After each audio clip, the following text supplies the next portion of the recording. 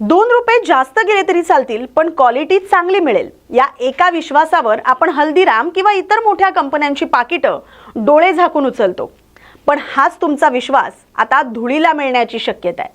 कारण जे सत्य समोर आलंय ते ऐकून तुम्ही पुढच्या वेळी मिठाईचं पाकिट उचलताना 100 वेळा विचार कराल.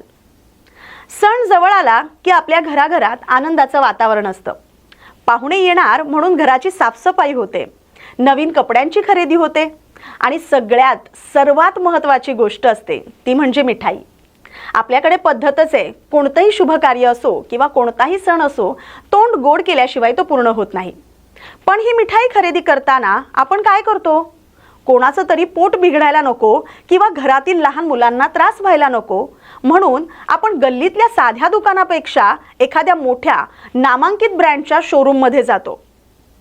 लखनौमध्ये होळीच्या तोंडावर अन्न सुरक्षा विभागानं एक विशेष मोहीम राबवली आहे. सणासुदीत भेसळ रोखण्यासाठी अधिकारी फिरत असताना त्यांना एका मोठ्या गोदामाची माहिती मिळाली. जेव्हा अधिकारी फैलुलागंज येथील हल्दीरामच्या वेअरहाऊसवर पोहोचले तेव्हा तिथं जे पाहायला मिळालं ते भयानक होतं.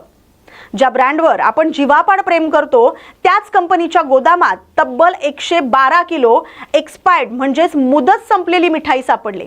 हो, तुम्ही अगदी बरोबर ऐकले. ज्या सोनपापडी आणि ज्या राजभोगला आपण आवडीने खातो ती तिथं मुदत संपूनही तशीच पडून होती.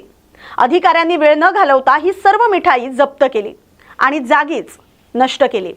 त्यामुळे यापुढे जेव्हा तुम्ही मिठाई खरेदी करायला जाल तेव्हा एक्सपायरी डेट बघूनच खरेदी कराल.